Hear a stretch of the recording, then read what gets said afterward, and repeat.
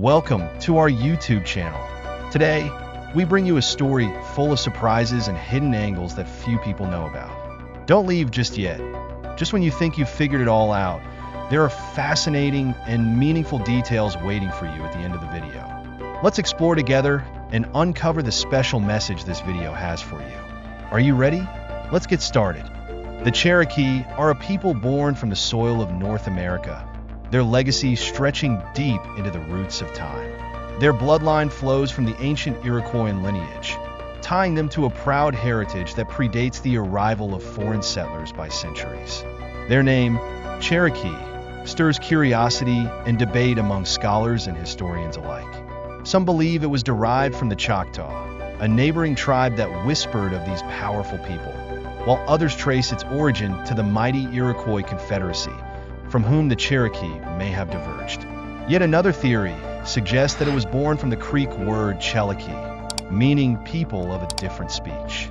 This would have been a name given to them by outsiders, a label imposed upon a people who spoke in a tongue distinct from their neighbors. But the Cherokee were not defined by the words of others. They knew who they were, calling themselves Onyenwe, the principal people, a title that spoke to their strength, leadership, and dignity. Their language, like their spirit, was unique and enduring. It echoed through the mountains and valleys of the southern Appalachians, an Iroquois language that carried the stories of their ancestors and the wisdom of their elders. For centuries, their words flowed freely in spoken form, but it wasn't until the 19th century that their language was captured in written form. This was no small feat, as it was accomplished by one of their most famous and revered leaders, Sequoyah. A visionary and a genius, Sequoyah single-handedly devised a writing system for the Cherokee language, a syllabary that transformed oral traditions into a written legacy. This achievement was a cultural revolution, an act of defiance against the encroaching forces of colonization that sought to erase indigenous languages and ways of life. Sequoyah's gift empowered his people, allowing them to record their history, communicate across distances, and preserve their identity against the tides of change.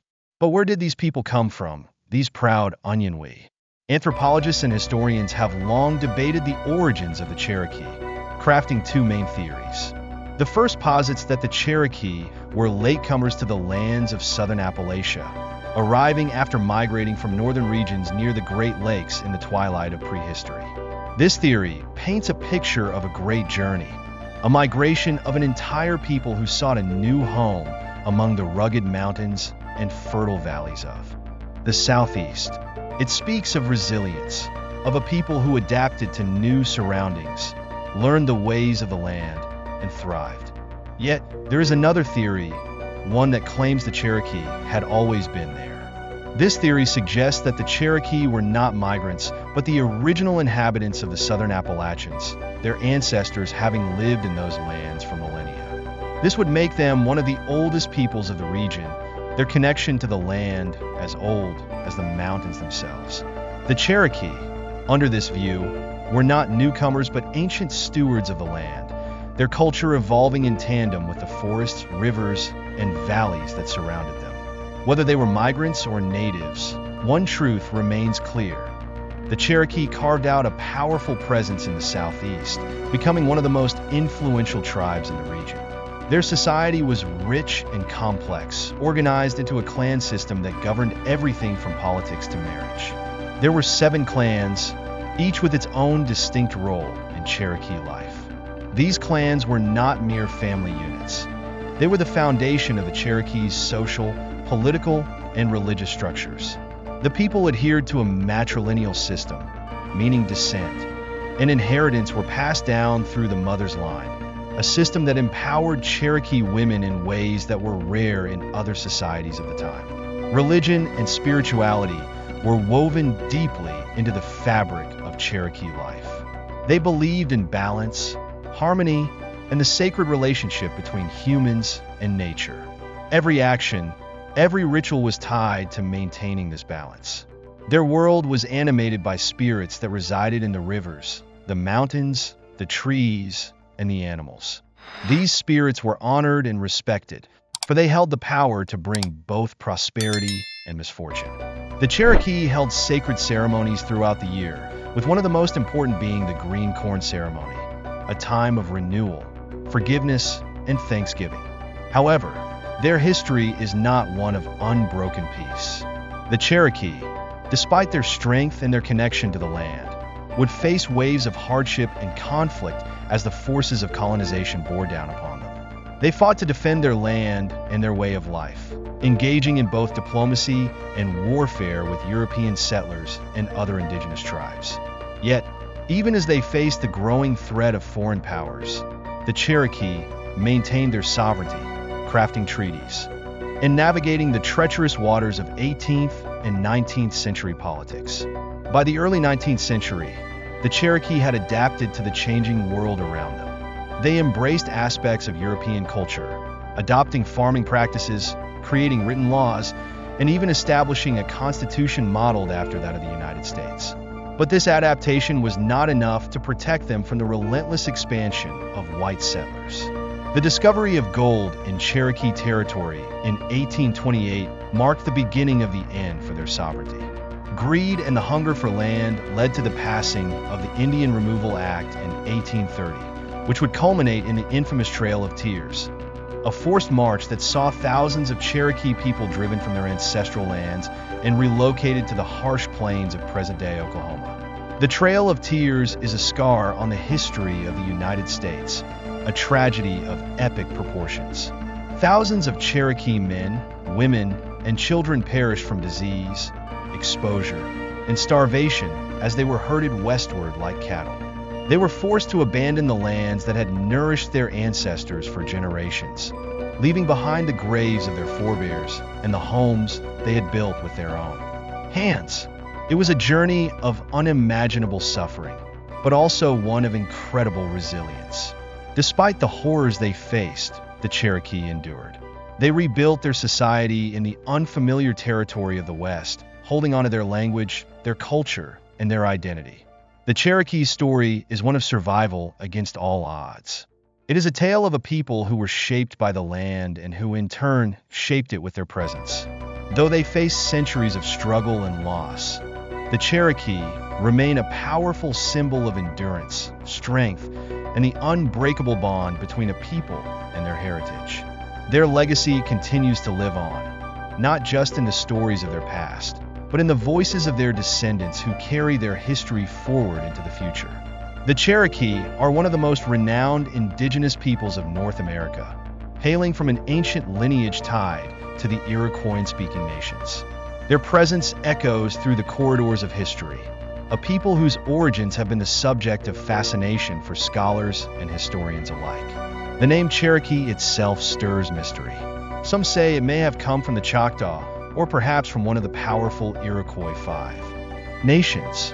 Another theory posits that the name may have been born from the Creek language, describing them as people of a different speech. Yet the Cherokee knew themselves by a far more dignified name, Onyenwe, meaning principal people. This title reflected their status and power as one of the dominant forces in their region. The Cherokee were more than just warriors and hunters. They were a people of words, both spoken and written. Their language, belonging to the Iroquois family, was passed down from generation to generation, carrying the weight of their ancestors' wisdom. However, it was in the 19th century that a remarkable shift occurred in how they communicated. A Cherokee leader by the name of Sequoyah, one of the most influential figures in their history, created a written system for the Cherokee language.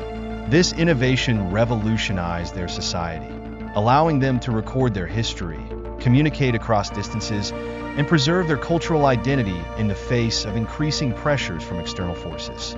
As for their origins, anthropologists and historians have long debated the beginnings of the Cherokee people. Two primary theories have emerged, each painting a different picture of their ancestral past. One theory suggests that the Cherokee were late arrivals to the southern Appalachian region, migrating southward from the northern areas around the Great Lakes during the late prehistoric period.